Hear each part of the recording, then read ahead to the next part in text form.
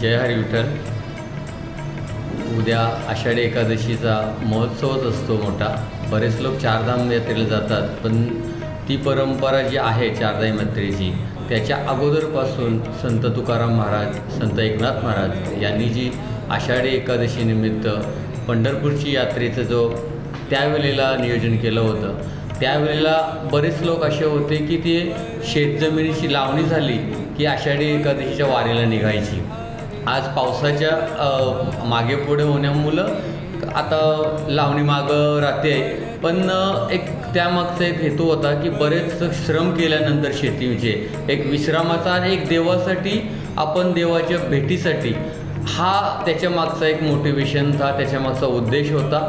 आणि आषाढी एकादशीला लाखो करोडो संत समुदाय, आमचे माऊली समुदाय हा पूर्ण देशभरातून नव्हे तर जगभरातून येतो. आणि तिथं आल्यानंतर कुठली आम्हाला सुविधा मिळेल नाही मिळेल याचा कुठलाही विचार न करता ही संतवारी चालू झाली होती. चंद्रभागेच्या तीरावर ज्यावेळी माणूस जातो तिथे तिचा आपले पाय ज्यावेळी ते नदीला लागतात, आपलं पाणी ज्यावेळी आपल्या शरीराला लागतं त्यावेळी पूर्ण थकवा विसरून जातात. महिना दीड महिना या वाऱ्या चालू असतात, कारण बरेच लांबून येणाऱ्या वाऱ्या असतात पूर्ण महाराष्ट्रातून, पूर्ण देशभरातून. आमच्या गावातूनही, आमच्या परिसरातूनही आमच्या इकडचे जे संत रामकृष्ण महाराजजी यांच्या अध्यक्षतेखाली इथून उलवानूरमधून एक महिनाभराची पायी दिंडी यात्रा निघते आणि ती आज ती पोचलेली आहे. आणि उद्या ते स्नान करणार, त्याच्यानंतर दर्शन घेणार, त्याच्यानंतर 2 दिवसांनी त्यांचे काल्याचेही भजनं होतात, कीर्तनं होतात, त्याच्यानंतर ती वारी संपुष्टात येते. आणि या या वारीमध्ये समाविष्ट सर्व साधू संतांना आमच्या कडून शुभेच्छा.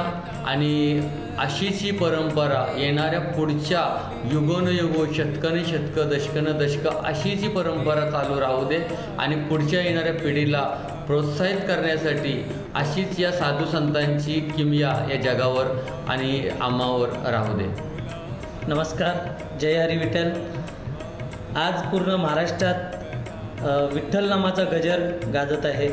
नक्कीच आषाढी एकादशी निमित्त दरवर्षीप्रमाणे भाविक भक्त जात असतात. यात जास्तीत जास्त ज्येष्ठ नागरिक आपले सर्व घरदार सोडून पायी दिंडी करतात आणि त्यांना काही दुखापत न होता विठ्ठलाचे दर्शन होत असतात.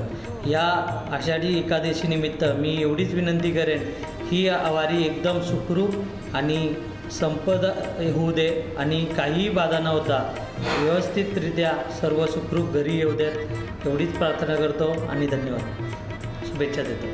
नमस्कार, जय हरी विठ्ठल. आषाढी एकादशी निमित्त सर्व उलवीवासियांना व सर्व नागरिकांना आषाढी एकादशीच्या हार्दिक शुभेच्छा.